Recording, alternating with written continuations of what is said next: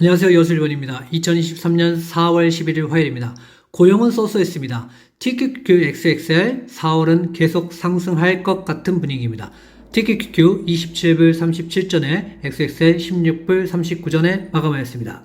어제는 전체적으로 애플이나 구글은 그렇게 좋지 않았습니다. 애플은 PC가 감소하고 있다. 주문량이 감소하고 있다. 이런 것들이 큰 영향이었고요. 엔비디아나 반도체 주준 삼성전자가 감산을 한다는 이슈 때문에 대려 반도체 섹터는 좋아졌다. 그리고 나머지는 그렇게 큰 변동 없이 지나쳤다라고 볼 수 있습니다. P&N 그리드 인덱스를 보시면 지금 그리드 단계까지 올라와 있습니다. 그래서 극도의 탐욕 지수까지, 탐욕 단계까지 올라가면 그때는 여러분들이 분할 매도를 한번 고민해 보시는 게 좋다라고 생각을 했고요. 그 다음에 이렇게 떨어진다면 다시 이 지점에서부터는 매수에 들어가시면 좋을 것 같습니다. 왜냐하면 주식이 올라갈 때 올라갔다 내려갔다 이렇게 오르기 때문에 떨어질 때 굳이 매도하지 마시고 올라왔을 때 매도하시고 떨어질 때 매수하시면 좋을 거라고 보입니다. 타임라인을 보셔도 지금 쭉 떨어졌다 다시 올라가는 모습을 보여주고 있습니다. 그래서 결국에는 70 이상이 되면 그때부터는 너무 오래 가지고 있으려고 하지 말고 3배 레버리지 같은 경우는 그때는 분할 매도를 생각해 보시는 게 좋고 20 이하로 내려면 분할 매수를 생각해 보시는 게 좋다라고 생각합니다.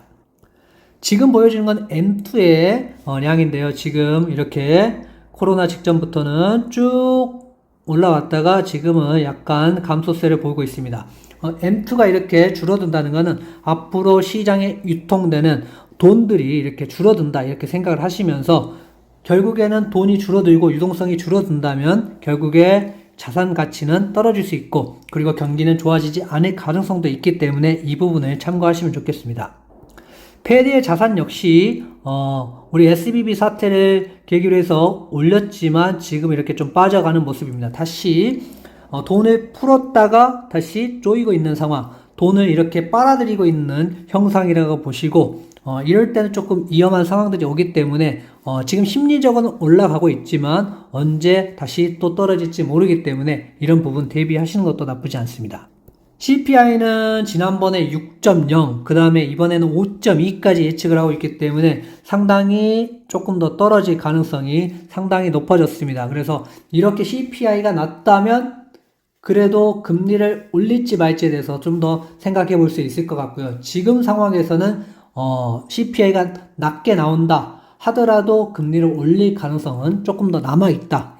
패드와치를 보셔도 지금은 25bp 정도 올릴 가능성들이 상당히 높아졌습니다. 예전엔 반반이었다가 지금 이렇게 높아진 이유는 비농업 일자리 수가 23만 8천 명 정도였고 실업률이 3.5가 나왔다는데 고용도 괜찮구나. 고용이 괜찮기 때문에 우리가 25bp 정도는 올려도 괜찮겠구나 라고 생각을 하고 있기 때문에 국채 금리도 올랐고 달러도 다시 강세로 조금 전환된 모습을 볼 수가 있습니다.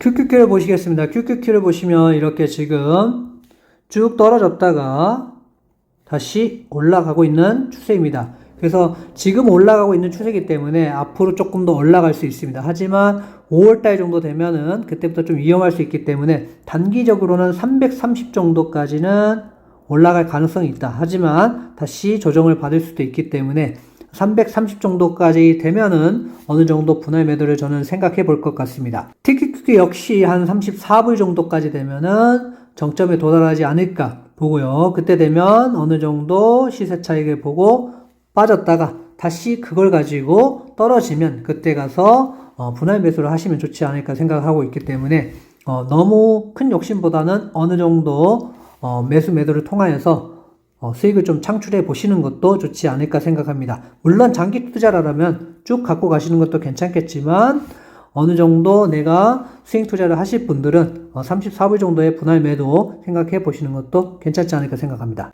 그래서 이 차트를 보셔도 지금 이렇게 쭉 떨어졌다가 다시 올라오고 있습니다. 살짝 떨어졌지만 4월 한 달은 그래도 이제 기본적으로 심리가 상당히 좋을 걸로 예상합니다. 그래서 살짝 반등 주고 다시 올라갈 거라고 생각을 예측을 해볼 수 있습니다. 그래서 34불 정도까지 가면 어느 정도 다 올라왔다 생각하고 다시 하락할 수 있기 때문에 조정받을 수 있기 때문에 그때는 다시 한번 기회를 엿보시는 게 좋을 것 같고 지금 무리해서 들어가시는 것보다 때를 기다리셨다가 다시 떨어지면 그때 분할 매수해서 들어가시는 게 좋지 않을까 생각합니다.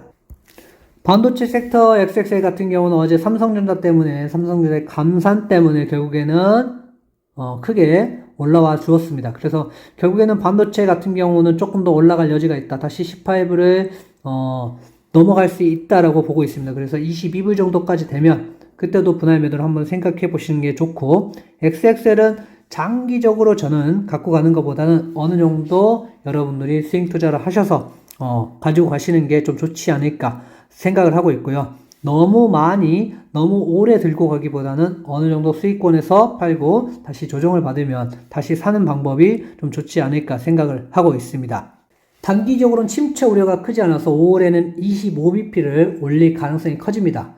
하지만 5월 금리를 마지막으로 올리면 4개월에서 6주 사이로 역사적 금리 인하를 했습니다. 그러니까 앞으로 한 9월 때부터는 금리 인하를 할 가능성이 상당히 큽니다. 그러면 금리 인하를 하면 그때부터는 많은 문제가 생긴다고 여러분들이 계속 말씀을 드렸습니다.